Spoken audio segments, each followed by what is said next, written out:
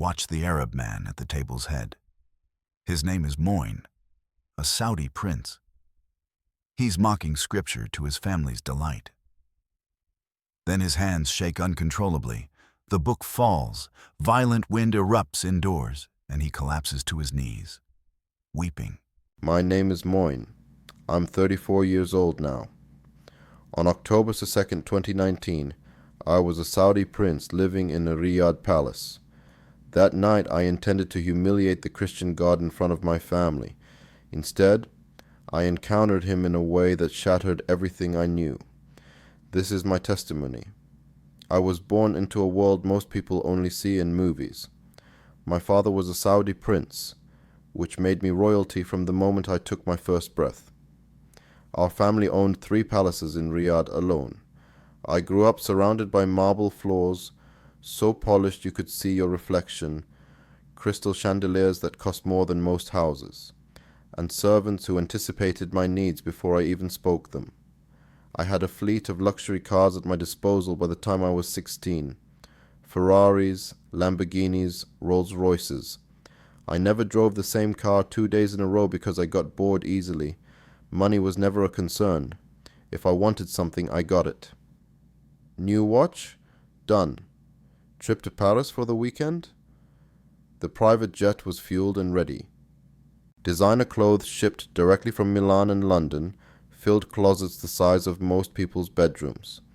I attended the finest schools, first in Riyadh, then later in London for university, but even in England, I remained fiercely loyal to my Saudi identity and my Islamic faith. I looked down on the West even as I enjoyed its luxuries. I saw their culture as weak, their Christianity as pathetic, their values as corrupted. My brothers and I were raised to believe we were superior, not just wealthy, but genuinely better than other people. Our bloodline, our religion, our position in society all confirmed what we already felt in our bones. We were untouchable. The rules that applied to ordinary people did not apply to us. When we walked into a room, people stood. When we spoke, people listened. When we made mistakes, they were covered up or ignored. I was the 3rd son, which meant I had all the privilege with less pressure than my oldest brother, who would inherit the most responsibility. I could do whatever I wanted, and what I wanted, mostly, was to prove how right I was about everything. I loved debate, loved winning arguments, loved making people feel small when they disagreed with me. Pride was not just a trait I had, it was who I was. It defined every interaction, every relationship, every thought. Religion was central to our family. We prayed 5 times daily. We fasted during Ramadan. We studied the Quran with scholars who came to our palace. My uncle was particularly devout, a religious teacher who took his faith seriously and expected the same from us. I performed all the rituals perfectly, but looking back, I see now that my heart was full of arrogance rather than true devotion. I followed Islam because it confirmed my superiority, not because I truly sought God. It was late September 2019 when everything started to change, though I did not know it yet. I was wandering through my father's private study, a place I was not supposed to enter without permission.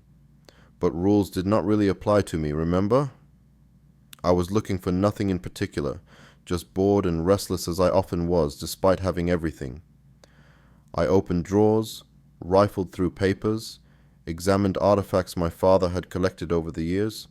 Then I found it, in a locked drawer that I picked open with a letter opener, wrapped in black cloth like something dangerous, a leather-bound book with gold lettering. I unwrapped it and my stomach turned when I saw what it was. A Bible, a Christian Bible in English, probably confiscated from some Western diplomat years ago. My father kept it hidden like a trophy, a reminder of forbidden things he had power over. I held it away from my body at first as if it might contaminate me. We had been taught that such books were corrupted, false, dangerous to even touch. But curiosity won over disgust. I opened it randomly, read a few verses. The language was old, formal, strange. I read about Jesus healing someone, about him teaching crowds. It all seemed so weak to me, so soft. Turn the other cheek, love your enemies, blessed are the meek. What kind of religion celebrated weakness? I closed the book, but an idea had already formed in my mind. What if I used this for entertainment? Our family gathered every Friday evening for dinner, and afterwards we would talk, debate, sometimes watch films or performances. What if I performed a reading from this Bible? What if I showed my family just how ridiculous Christian beliefs were? I could make them laugh. I could prove once again how superior our faith was. I could humiliate the Christian God himself. The more I thought about it, the more excited I became. I took the Bible to my room and hid it. Over the next few days, I read through sections, marking passages that seemed especially mockable. The Sermon on the Mount was perfect. All that talk about being poor in spirit, about mourning, about being persecuted.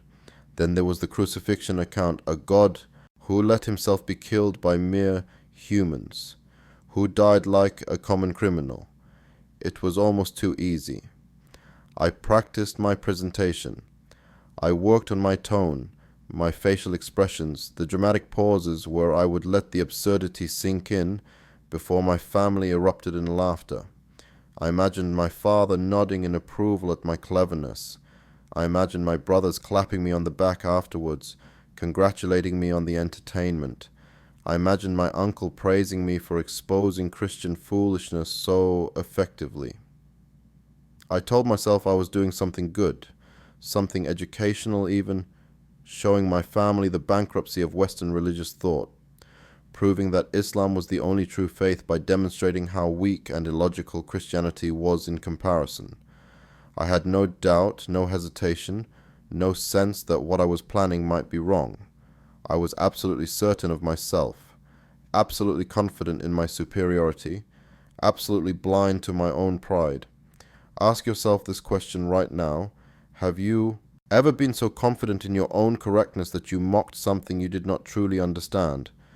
Have you ever dismissed truth because accepting it would require you to admit you were wrong? I was about to learn what happens when certainty collides with reality, when pride meets the divine, when mockery encounters the living God.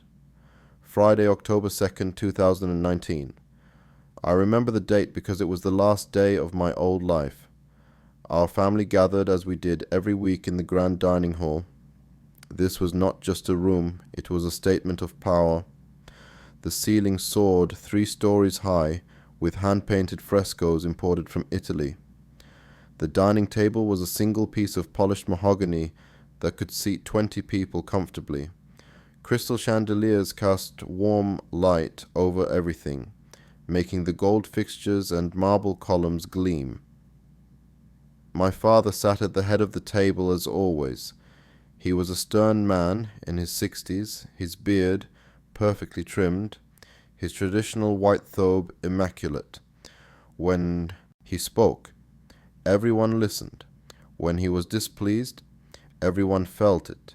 He commanded respect through presence alone. My mother sat to his right, elegant and quiet as always, her abaya silk, her jewelry understated but expensive. She rarely spoke during these gatherings unless spoken to first. My 2 brothers were there, both older than me. The eldest was being groomed to take over many of my father's responsibilities. The middle brother was involved in the family business ventures. Both were competitive, always trying to outdo each other and prove themselves to our father. They saw me as less serious because I had fewer responsibilities. But that just meant I had more freedom to do as I pleased. My sister was the youngest of us all, barely 20 years old.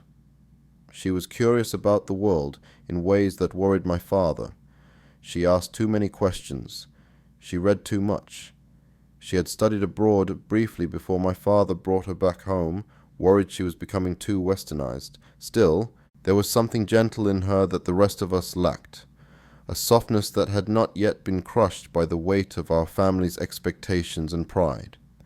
My uncle, my father's younger brother, completed our gathering that night.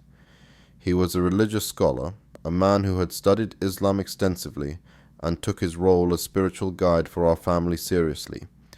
He was the one who led our prayers, who corrected our understanding of religious texts, who reminded us of our duties. He had less wealth than my father, but seemed to take pride in his religious knowledge as compensation. Dinner was lavish as always. Multiple courses prepared by our chefs, lamb, rice dishes with saffron, fresh vegetables, dates, pastries. We ate and talked about business, about politics, about family matters. My father discussed a new development project. My eldest brother reported on meetings he had attended. The conversation flowed in the usual patterns. Everything was normal. Everything was as it had always been. After the meal, servants cleared the plates and brought tea and coffee. This was when we would usually relax, talk more freely, sometimes watch something together or discuss current events. I saw my opportunity. My heart rate picked up with excitement. I had been planning this all week, and now the moment had arrived. I stood up from my seat. Everyone looked at me with mild curiosity. I was not usually the one to take center stage during these gatherings. I announced that I had special entertainment for the evening. Something different, something they would find amusing. My father raised an eyebrow but nodded for me to continue. My brothers leaned back in their chairs, ready to be entertained. My uncle looked skeptical but interested. I pulled the Bible out from where I had hidden it under my chair. The reaction was immediate. My mother gasped. My eldest brother sat up straight. My father's eyes widened slightly. My uncle's face hardened. My sister just stared at the book in my hands. For a moment, I worried I had miscalculated. But then my father asked where I had gotten it, and I explained I had found it in his study. He relaxed slightly, understanding it was the one he had confiscated years ago. I explained my plan. I would read passages from this book, and we would examine together how foolish Christian beliefs were, how weak their God was, how their religion made no sense compared to the strength and clarity of Islam. My father smiled. My brother started grinning. My uncle nodded slowly, seeing this as an educational opportunity. The tension broke into anticipation. They were ready to be entertained. I opened the Bible and began to read from the Sermon on the Mount. I had marked this section because it seemed so perfectly mockable. I read with exaggerated drama, my voice dripping with sarcasm. Blessed are the poor in spirit. I paused and looked up. My middle brother laughed. Poor in spirit? What kind of blessing was poverty? Blessed are those who mourn. My uncle shook his head. A religion that celebrated sadness? Ridiculous. I continued reading. Blessed are the meek, for they shall inherit the earth. My eldest brother actually slapped the table and laughed out loud. The meek, the weak inherit nothing. That is not how the world works. Everyone knows the strong take what they want. My father was smiling now, pleased with my performance. I felt a rush of pride. This was going exactly as I had planned. Turn the other cheek.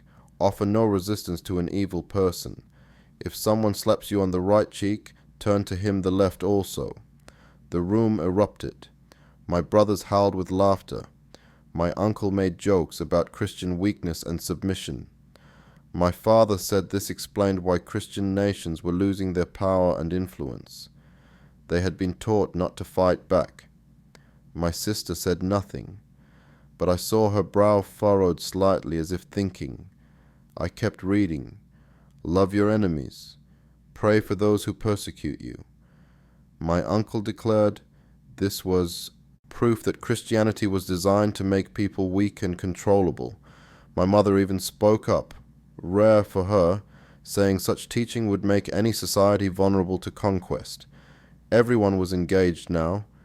Everyone was laughing or nodding or commenting on how absurd these ideas were. I felt powerful standing there, clever, superior. I was confirming everything we believed about ourselves and our faith. I was exposing Christian foolishness for my family's amusement and education. My voice grew louder, more theatrical. I added gestures and facial expressions to emphasize the ridiculousness of what I was reading. I was performing, and my audience loved it. Then I decided to go for the climax, the crucifixion account. I had saved this for last because it was the most mockable thing I could imagine. A God who let himself be captured, tortured, and killed by his own creation. What kind of weak deity would allow that? I flipped to the Gospel of John, chapter 19, and began reading about Jesus' trial before Pilate.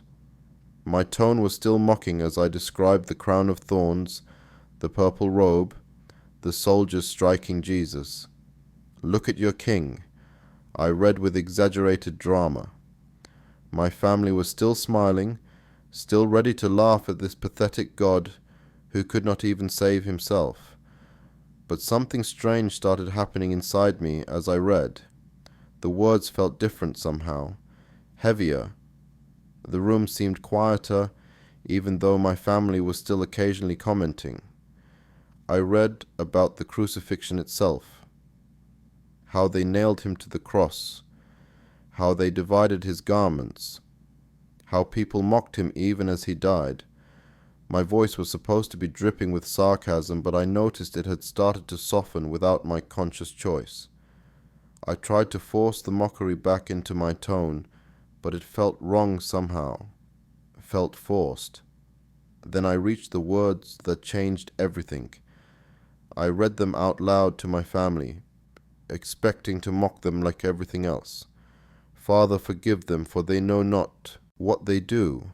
My voice involuntarily dropped to almost a whisper. The words seemed to echo in my chest. Forgive them. They know not what they do. Something shifted in the atmosphere of the room, though I could not have explained what. My hands started tingling. I tried to keep reading, but my hands were shaking now. Not a small tremor, but a violent shaking that I could not control. I told myself it was nerves, that I was just worked up from the performance. I gripped the Bible tighter, trying to steady my hands, but they only shook harder. My family had not noticed yet. They were still smiling, still waiting for me to continue. My father was leaning back in his chair, looking pleased with the evening's entertainment. I forced myself to keep reading. The words about Jesus' death, about how he said he was thirsty, about how he cried out, and then those final words, "It is finished." When I read those words out loud, something broke open inside my chest.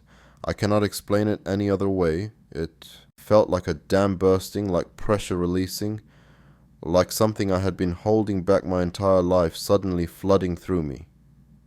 The Bible slipped from my hands. I watched it fall as if in slow motion, watched it tumble through the air and hit the marble floor with a sharp crack that echoed through the dining hall. The sound seemed impossibly loud. Everyone jumped at the noise. The book landed face down, and then something impossible happened. The pages began flipping on their own, not from any wind or movement I could see.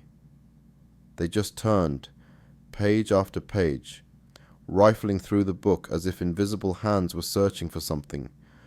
My family stared at the book on the floor. My mother's hand went to her mouth. My eldest brother half stood from his chair. My father's face had gone pale. But before anyone could speak, before anyone could move, the wind came. It started as a whisper of air that should not have existed. All the windows were closed. All the doors were shut. We were in a sealed room deep inside the palace. But wind began moving through that dining hall like a living thing. It started gentle and then grew stronger within seconds. The white curtains that hung by the windows began billowing wildly as if we were outside in a storm. Papers on a side table scattered into the air and swirled around the room. The candles on our table flickered violently. Some went out completely. Others danced with flames that bent horizontal in the impossible wind. The crystal chandelier above us swayed, its hundreds of crystals tinkling against each other in a sound like breaking glass. The wind howled now, filling the room with a sound that seemed to come from everywhere and nowhere at once. I could not breathe. My chest felt crushed by an invisible weight. My legs gave out, and I dropped hard to my knees on the marble floor. The impact should have hurt, but I barely felt it. All I could feel was this overwhelming presence that had filled the room with the wind. Not terrifying exactly, though it was fearsome. Not comforting exactly, though there was something in it that called to me. Holy. That is the only word I have for it. The presence was holy, and I was not. Every sin I had ever committed flooded through my mind in an instant. Every prideful thought, every cruel word, every time I had looked down on someone else, every time I had used my wealth and position to hurt others, every moment of arrogance and self-worship. It all crashed over me like a wave, and I saw myself clearly for the first time in my life. I saw how small I was, how wicked, how lost. But at the same time I felt loved. This makes no sense, I know. How could I feel convicted of my sin and loved simultaneously? But that is what happened.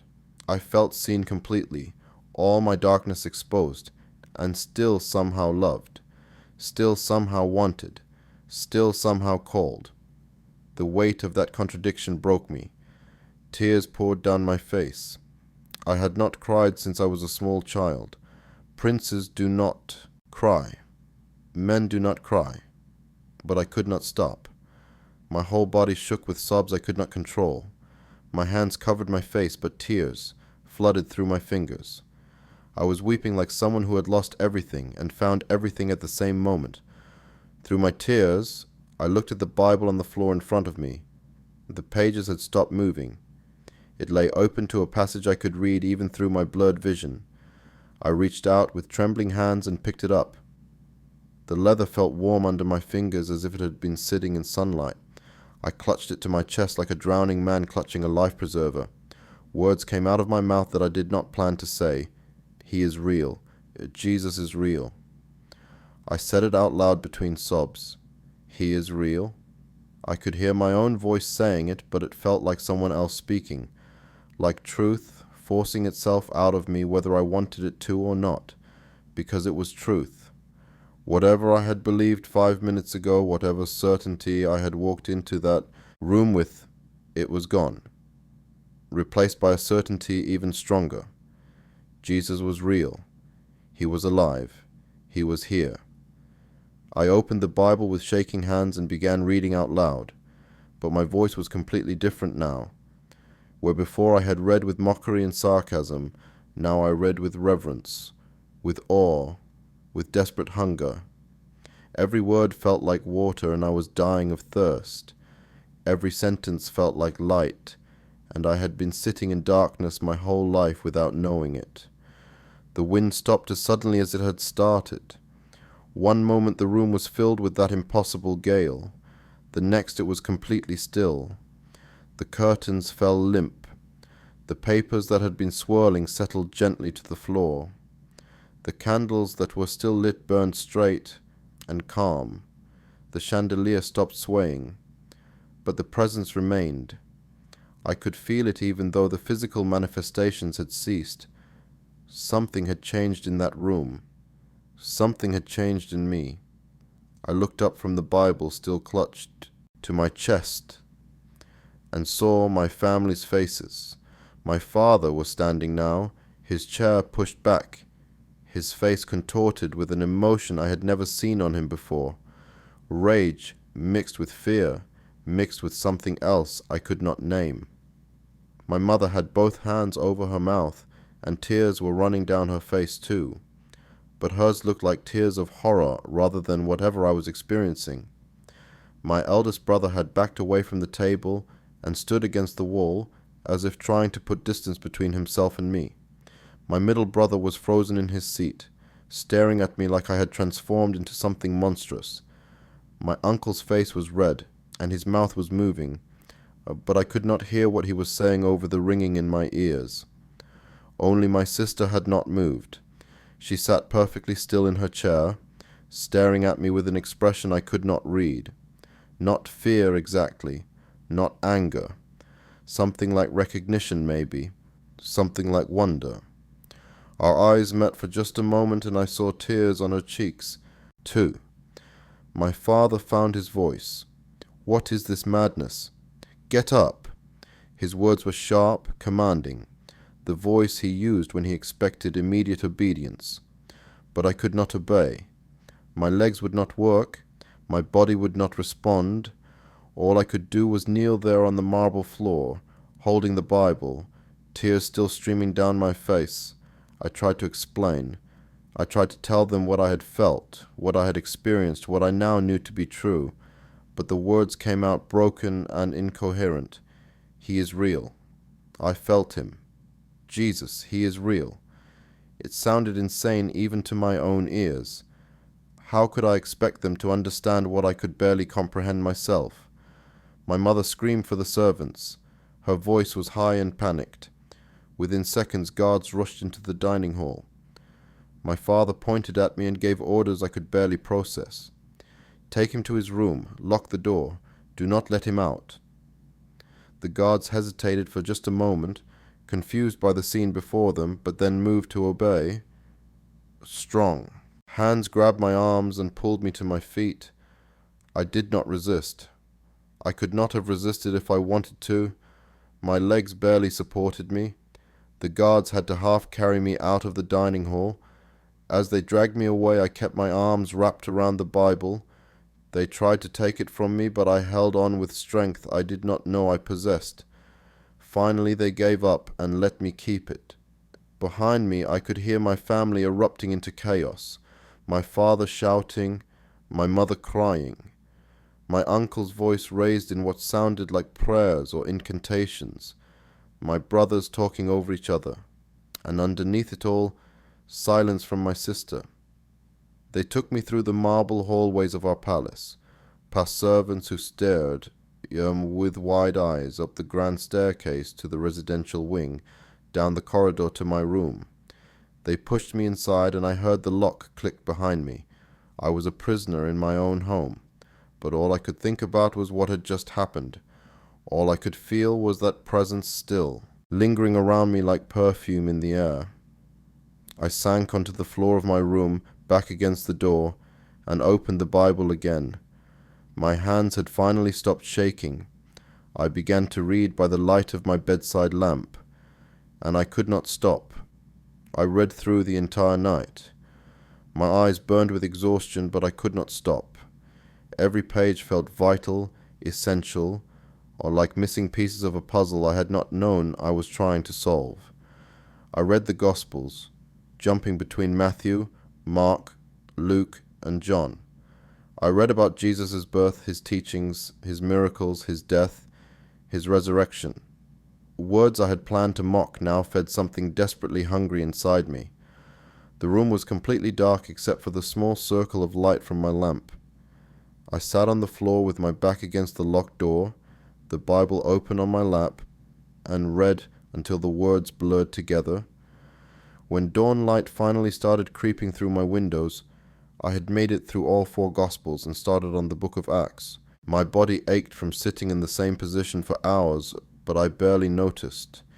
Around 7 in the morning I heard voices outside my door, my father and my uncle speaking in low tones. I could not make out all the words, but I heard enough. Possessed, jinn, spiritual attack. They were trying to make sense of what they had witnessed, fitting it into a framework they could understand. The idea that what happened was real, that it was from God, seemed impossible to them. It had to be demonic. It had to be an attack that could be reversed. The door unlocked and opened.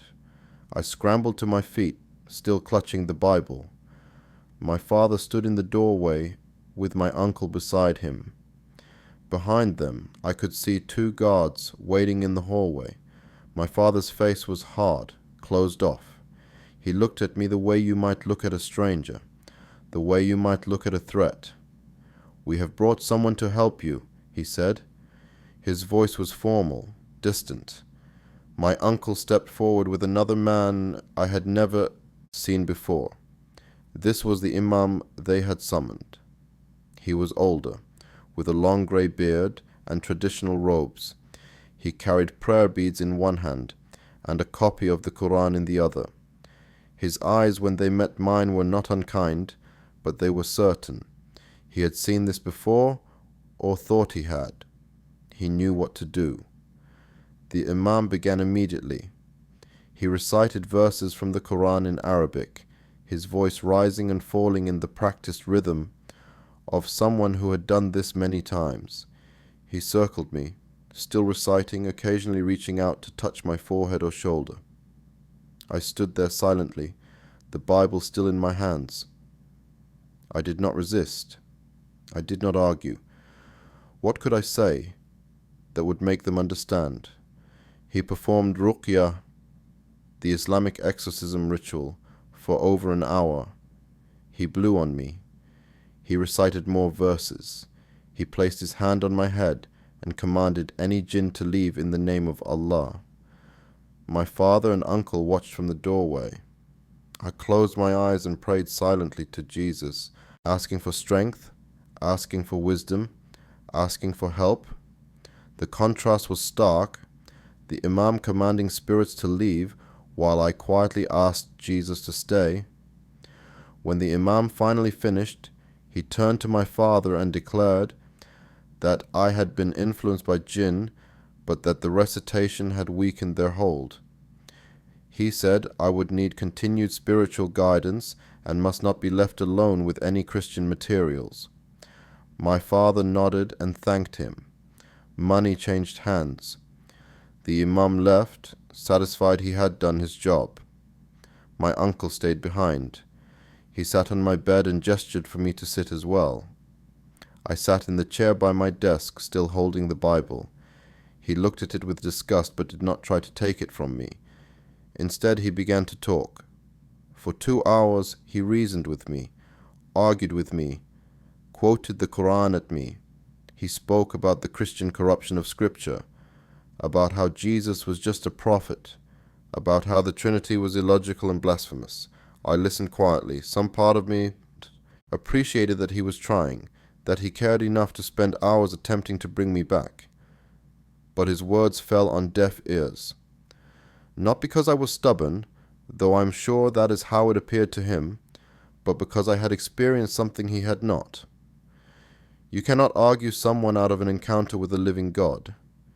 You cannot logic away the wind that should not exist, the presence that fills a room, the love that breaks you and rebuilds you simultaneously. When my uncle finally gave up and left, my mother came. She did not argue theology. She simply wept.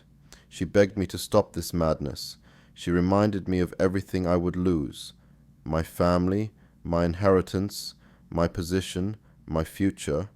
She painted a picture of life as an outcast, hunted, alone. She asked how I could do this to her, to our family, how I could bring this shame upon our house. Her tears hurt worse than my father's anger or my uncle's arguments. I wanted to comfort her, but I could not give her what she wanted. I could not renounce what I had experienced. I tried to explain, but my explanations sounded hollow even to me. How do you tell your mother that you met God and now everything else is secondary? She left my room sobbing, convinced she had lost her son. My brothers came next, together. They did not plead or argue. They threatened. They told me I was being selfish and foolish. They said that if I continued down this path, I would be cut off completely. No money, no family, no protection. In Saudi Arabia, they reminded me apostasy was not just spiritual betrayal, it could be a death sentence. They painted graphic pictures of what could happen to me if word got out. They were trying to scare me back to my senses. Maybe I should have been scared. Maybe a rational person would have been terrified. But I felt strangely peaceful. Not happy exactly. The thought of losing everything was painful. But there was a certainty in me now that had not been there before. A foundation that felt more solid than anything I had ever stood on. Whatever happened, I would not be alone. The presence I had felt in that dining hall had not left. It was still with me. After my brothers left, I was alone again. The door locked once more from the outside. I went back to reading. I read Paul's letters now, and his words seemed written directly to me, about counting everything as loss compared to knowing Christ, about being persecuted for faith, about the surpassing worth of knowing Jesus. Every passage felt personal, relevant, timely. 3 days I spent locked in that room. 3 days of reading, praying, wrestling with what this all meant for my future. I was given food through the door, but saw no one. I could hear the household continuing around me, servants walking past, my family's voices in distant rooms, life going on, while I sat in isolation with this book that had turned my world upside down. On the third night, I heard something slide under my door. A phone. Not mine, but an old one I did not recognize. With it was a slip of paper with a number written on it and 3 words: "We can help." I stared at it for a long time. Someone in the household was sympathetic to my situation. Someone had risked giving me a way to contact the outside world. I turned on the phone. It was a basic model, not a smartphone, probably impossible to trace. I typed in the number from the paper and sent a simple message: "I need help." The response came back within minutes. "We know. We are here. You are not alone. There are Christians in Saudi Arabia, secret believers who meet in hidden places and risk everything to practice their faith." Over the next few weeks, through encrypted messages on that hidden phone, I made contact with an underground church. They taught me more about Jesus through our careful, coded conversations. They sent me verses to look up, questions to consider, truths to meditate on. They became my lifeline in that isolation. I also began to pray in a way I never had before. Not the ritual prayers of Islam that I had performed my whole life, but real conversation with God. I talked to Jesus like he was in the room with me. I asked questions. I confessed sins. I expressed doubts and fears. And somehow, in that locked room, I felt heard. I felt answered. Not always with words or visions, but with peace that made no logical sense given my circumstances. My family thought the isolation would break me. They thought cutting me off from the world would bring me back to my senses. But it had the opposite effect. Alone with just the Bible and this growing connection to Jesus, my faith deepened rather than weakened. The external pressure could not touch what was happening internally. Look inside your own heart right now. Have you ever had something so real, so true, that no amount of opposition could shake it? That is where I was. My family's anger, the imam's rituals, the threats and tears and arguments all bounced off this core certainty that had taken root in me. Jesus was real. I had met him. Nothing else mattered as much as that fact. After a week of isolation, my father decided on a new strategy. If force and spiritual intervention had not worked, perhaps reason and normalcy would. He unlocked my door and announced that I was free to move about the palace again, but I would be watched constantly. I was not to leave the grounds. I was not to be alone. Guards followed me everywhere. My every movement was monitored. I pretended compliance. I performed the rituals of Islam outwardly while my heart prayed to Jesus. I attended Friday prayers at the mosque with my family, standing and kneeling at the right times, but my mind was reciting the Lord's Prayer. I bowed my head during family devotions but was asking Jesus for strength. I became an actor in my own life, playing the role of the repentant son, while my actual faith grew stronger in secret. The Bible became a problem. My father knew I had it and demanded I return it. I gave it to him, watching him lock it away again in his study. But the underground Christians I had been messaging had a solution. They could not get me a physical Bible without risking exposure. But they sent me a Bible app that looked like a calculator on my phone. I could read scripture in plain sight and no one knew what I was really doing. Late at night, under my blankets with my phone screen dimmed to almost nothing, I continued reading.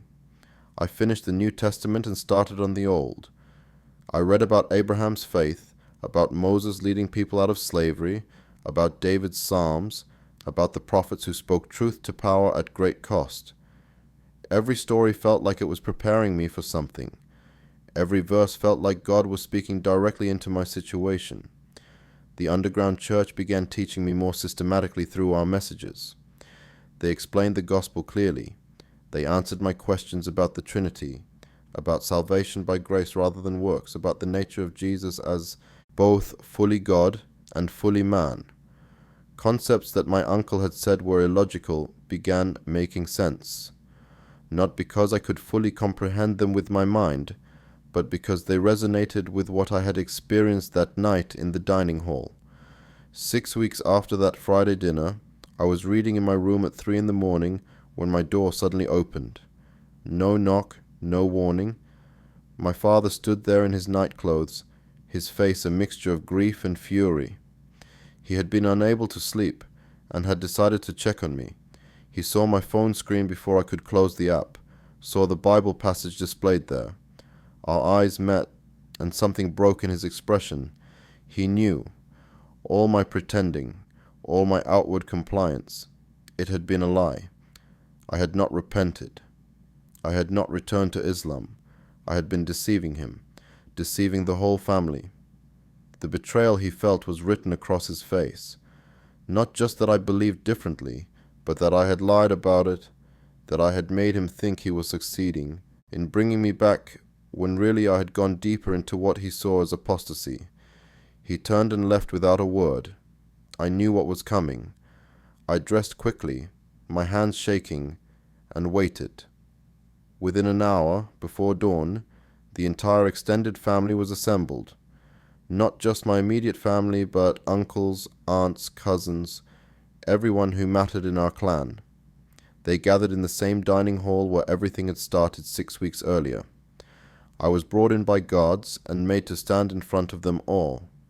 30 people at least, all staring at me with expressions ranging from anger to pity to disgust. My father stood and addressed the gathering. He explained what had happened, how I had been deceiving them, how I continued to cling to Christianity despite all their efforts. He detailed everything they had tried: the imam, the isolation, the reasoning, the pleading. Nothing had worked. Then he turned to me and delivered the ultimatum I had known was coming. You have a choice to make right now, in front of everyone here. Renounce this false religion and return to Islam, or leave this family forever. No inheritance, no name, no protection. You will be dead to us. You will never contact any of us again. You will have nothing. Choose now. The room was completely silent. 30 pairs of eyes watched me. I could see my mother crying quietly in her seat. My brothers looked angry but also sad. My uncle's face was hard, unforgiving. My sister was the only one not looking at me. She stared at the floor, her hands gripping the edge of her chair. I should have been terrified. Everything I had ever known was about to be taken from me. The wealth, the security, the family ties that had defined my entire existence. In Saudi Arabia, being cut off from your family as an apostate was not just losing money and status. It was becoming a target. It was putting your life in danger. If the wrong people found out, I could be imprisoned, or worse. But standing there in front of my family, I felt that presence again. Not as strong as that night with the wind, but unmistakable.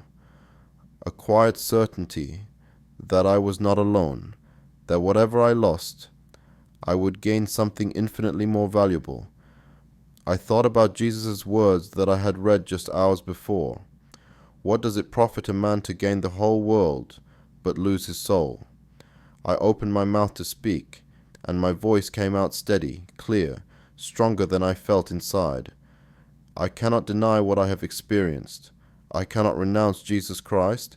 He is Lord. He is real. I met him and he changed everything. I am sorry for the pain this causes you, but I cannot lie about this. I will not lie about this. My father's face went from red to white. For a moment I thought he might hit me. Instead, he turned to the guards and gave a single order: "Remove him from my house. Take only what he is wearing. Everything else stays here.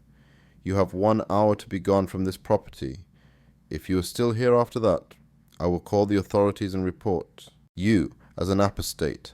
The threat was clear. In Saudi Arabia, apostasy from Islam could carry severe legal consequences, potentially including death penalty in the most extreme interpretation of the law. My father was giving me a 1 hour head start to disappear before he destroyed any chance I had of survival. The guards grabbed my arms, but I pulled free. I walked on my own toward the door. As I passed my mother, she reached out like she wanted to stop me, but my father said her name sharply and she pulled her hand back. My brothers would not look at me. My uncle spat on the floor as I walked by, and my sister, sweet young sister, finally looked up as I passed. Our eyes met for just a second, and I saw tears streaming down her face. I tried to smile at her, to let her know I would be okay, but then I was past her and out the door.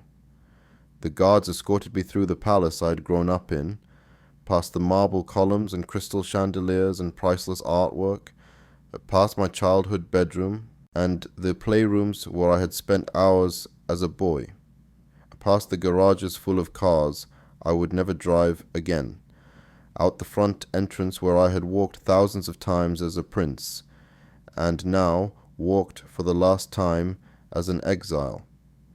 They released me at the gate, and I stood there on the street in the pre-dawn darkness, wearing only the clothes I had thrown on in my room.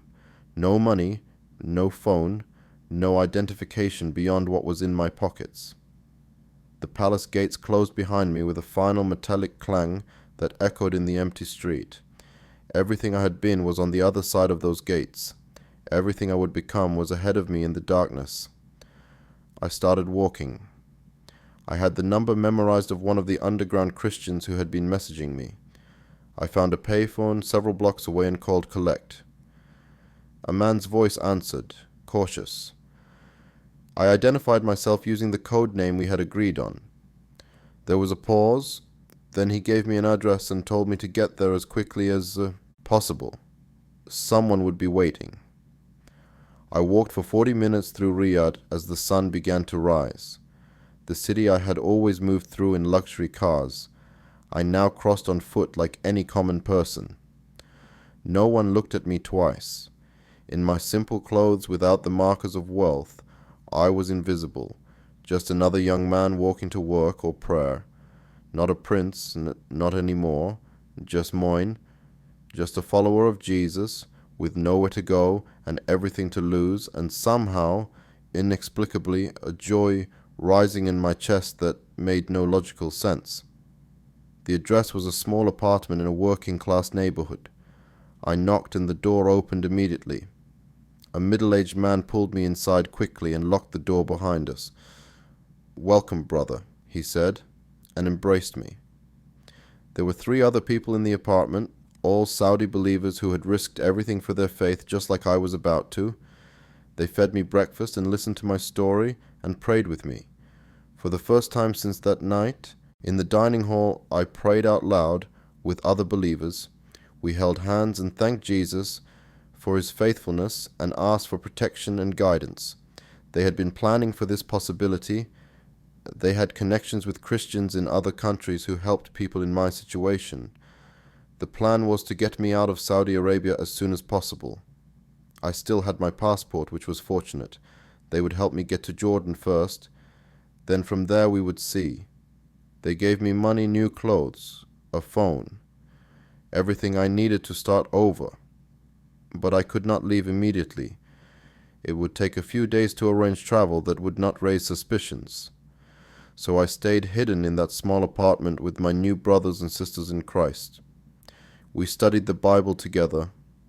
They taught me songs of worship in Arabic that I had never heard.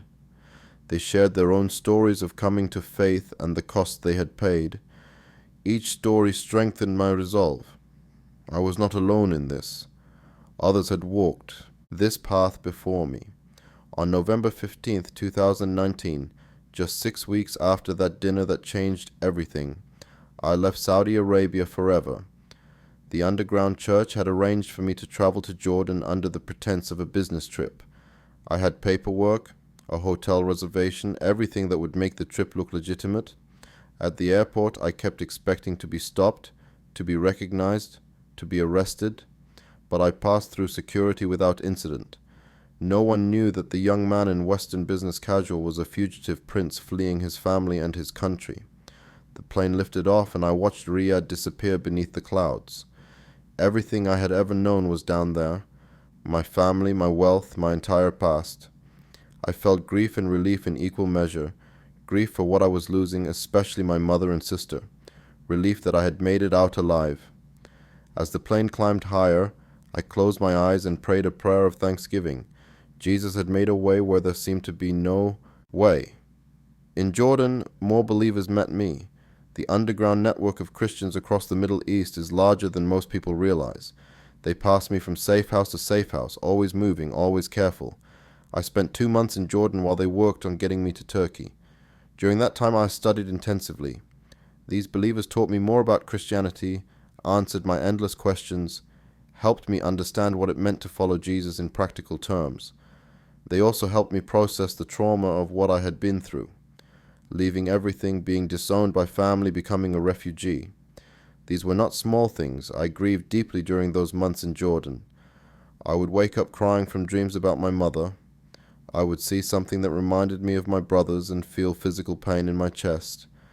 The cost of following Jesus was real, and it hurt.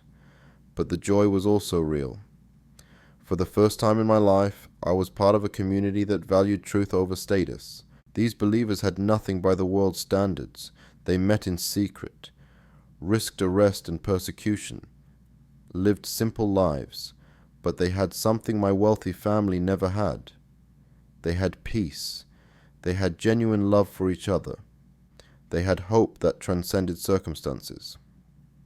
I was poor now by any measure I had previously used, but I was richer than I had ever been. In January 2020, I made it to Turkey. The plan was to apply for asylum in a Western country from there.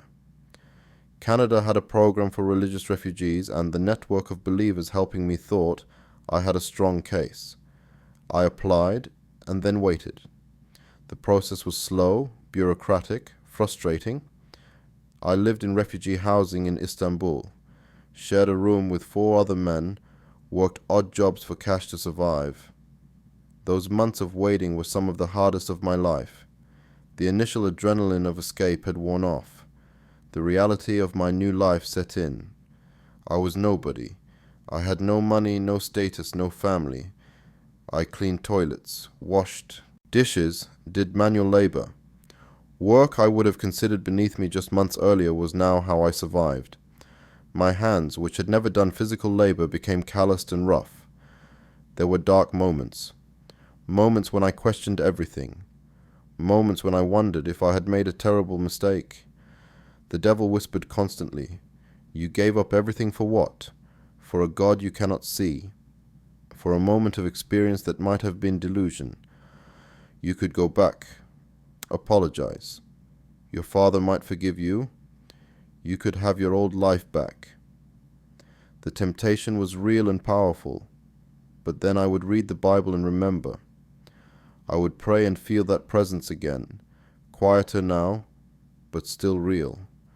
I would gather with other believers, often other refugees like me, and we would worship together in Arabic and Turkish and broken English, and I would know I had made the right choice.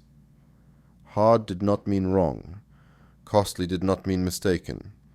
Jesus never promised easy, he promised worth it. My asylum application was approved in March 2020, right as the pandemic was shutting down the world. The timing was both terrible and perfect. Terrible because travel became nearly impossible. Perfect because it gave me more time to prepare, to learn English better, to grow stronger in my faith. I finally flew to Canada in late March, landing in a country in lockdown, everything uncertain and strange. I had dreamed of this moment, freedom, safety, a chance to live openly as a Christian. But the reality was lonely and overwhelming. I knew no one. I had nothing. I was placed in a small apartment, given minimal support, and left to figure out life in a completely foreign culture during a global pandemic. I had traded a palace for a studio apartment in a city where I could not even read the street signs. The first church I attended was online because of lockdowns. I sat in my tiny apartment watching a service on my laptop and wept. Not sad tears, but tears of gratitude and wonder. I was watching openly, no hiding, no fear of being discovered. I could worship Jesus without looking over my shoulder. The freedom of it overwhelmed me. On Easter Sunday 2020, when restrictions briefly lifted, I was baptized in a small church in Toronto. There were maybe 20 people in attendance because of distancing rules. The pastor asked if I wanted to share my testimony before being baptized, and I stood before those strangers and told them everything. About the dinner, about the wind, about the encounter with Jesus, about losing everything, about ending up here. I wept through most of it. So did many of them. When the pastor lowered me into the water and raised me up again, I felt like I was being born a second time. The old Moin, the proud Saudi prince, died in that water. The new Moin, follower of Jesus, refugee, beloved child of God, rose up. I had never felt so clean, so free, so completely and utterly home, despite being thousands of miles from the only home I had ever known. The years since have not been easy. I work in construction now, hard physical labor that leaves me exhausted every day. I share an apartment with 2 other men to afford rent. I send money to the underground church that help me escape so they can help others. I study theology online when I can, dreaming of maybe becoming a pastor someday, to Arabic-speaking refugees like myself. I have had no contact with my family since that morning I walked out of the palace. I do not know if they think of me, if they pray for me in their own way, if they have written me off completely. I pray for them every single day. I pray especially for my sister. I saw something in her eyes that last morning. I pray that the same Jesus who reached me will reach her too. Sometimes people ask if I regret my choice, if I wish I had kept my wealth and position and just practiced Christianity secretly. The answer is always no.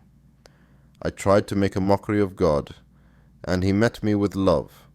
I tried to humiliate Jesus, and He saved me instead. How could I regret the greatest gift I have ever received?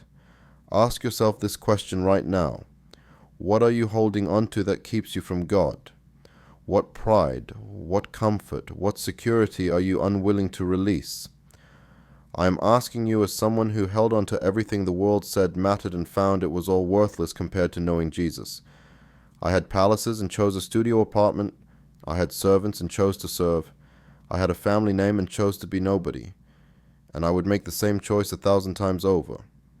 The wind that shook that dining hall still shakes my soul today. That presence that filled the room still fills my life. The Jesus I tried to mock became my Lord, my Savior, my everything. I set out to prove God was false, and He proved He was real. I intended to humiliate the cross, and instead found myself kneeling at the foot of it. To anyone watching this who is far from God, who thinks they have it all figured out, who is certain in their unbelief or their different belief, I say this. I was you. I was so sure, so confident, so proud, and I was so wrong.